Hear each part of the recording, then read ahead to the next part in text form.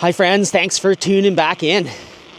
Way back when I started Bike, one of the, sort of guiding principles or hopes, I suppose, was to be able to help people in the future, hopefully Bike would exist for a while, to find a way to kind of live their lives in our city and maybe other cities in a way that is a little less energy intensive.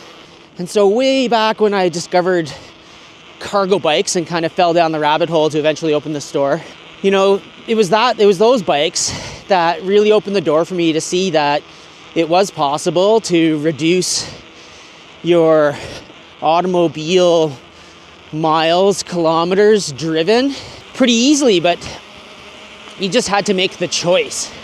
And so yes, I know someone at some point is going to go, but Sean, I live in a place where there are no bike lanes and no connections, and it's dangerous.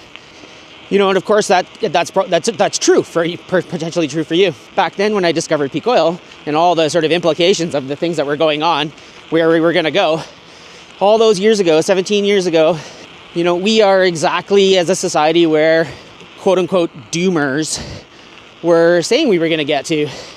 Everything's getting tougher for all of us in all of our own different ways. We're all feeling that things aren't as good as we maybe hope they would be. And for lots of us, just the daily economics of living are becoming more expensive all over the place. I won't bore all of us with a conversation about affordability or inflation. We all feel it. We all know what it is. So way back in the day then, I thought, oh man, this is like I'm riding this cargo bike. I'm driving less. There's all these other benefits we've talked about a million times before. Maybe we haven't talked about them, but we all know them. Better health is the big one, both mental and physical. Kind of a closer connection to your neighborhood is a huge one. Way back then, I guess it was a couple of years after we had opened Bike, I penned a little blog post, and it was titled Bicycles as Economic Insulation. And so that's what we're going to chat about today as I ride to work. So let's go.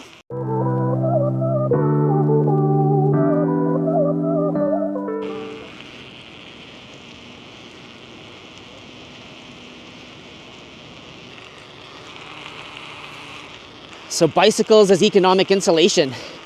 So I guess for those of us that are already riding for daily transportation, we know this story really well. It just simply saves you a lot of money on your own household budget. We can put all of the kind of like the green stuff that's good for everybody else that's around us, kind of put that aside for the moment. We're just going to talk about ourselves and maybe be a little bit more interested in just the dollars.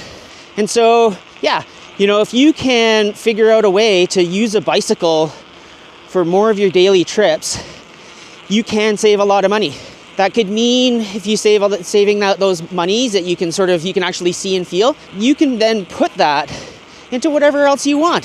Vacations, more bikes, savings, hopefully, if you can. The ability to save some bucks on your life is I just don't understand why you wouldn't want to even try, right? Because the savings are into the thousands of dollars a year, every year after year after year, So I know it's really scary for some people to look at their lifestyle and basically say, like, there's no way I could buy a cargo bike and go to work and, do all these things that, we set ourselves up to think that we have, like, it's all or nothing, right? And the lesson here is that when I started my journey into the cargo bike world, I was working as a sales rep. So I drove like I worked it out, and it was 50,000 kilometers a year on average for basically a decade. So my goal with my first cargo bike was to go to the grocery store, and that was it. And that was a trip I could do. It was like 5 blocks away. It was through a neighborhood. There was no bike lanes. There's no infrastructure. It's just like I could get over to that grocery store and do my shopping, and I could really feel like I was helping. And so it started with this tiny little thing, and it can for you too. So not to bemoan it, you start small and see where it goes. Now, why would you want to be trying to save some money on your, transport? Well, yeah, everything's more expensive. Insurance is going up. Car costs are through the roof. I mean, who can afford to buy a new car these days? Everything we need in our lives is going up, and there's got to be a way to kind of save some money somewhere, right? Transportation is one of the biggest portions of your household budget, whether you're a transit, car, bike, walk, whatever it is, it's a huge part. So trying to cut away at that a little bit makes a big difference. You know, if you ride more often, you're economically insulated from the price of gas. You know, I have a car, I do have to fill it up occasionally, but I truly don't care what the price is.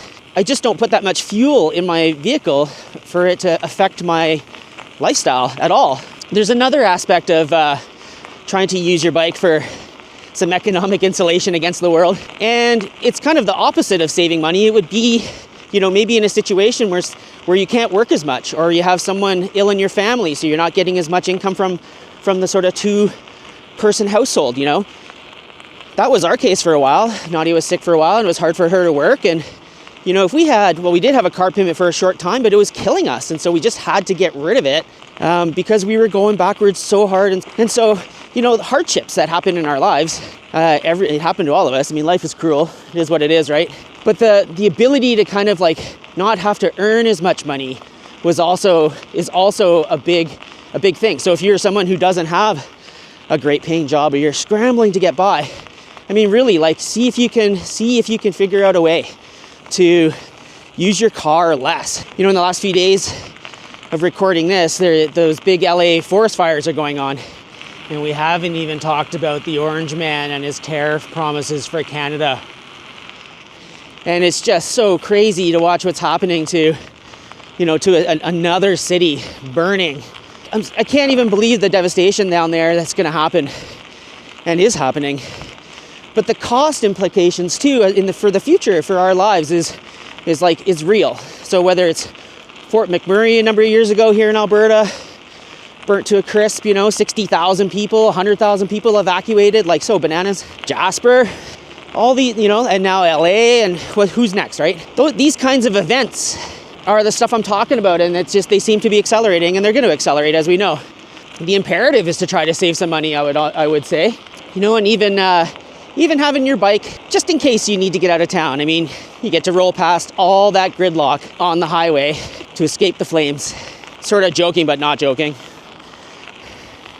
Bikes as economic insulation, hey? Economic turmoil insulation. So yeah, start your bike habit now, Just do it, start small like I did. That's the real moral of this story, is to not overthink it and don't try to aim for the moon. Just get to the corner store on a regular basis, run a few errands that you can. Yeah, so the moral of the story is look at your household budget, see what you're spending there, especially if you have 2 cars. Maybe see if you can kind of get rid of 1 car.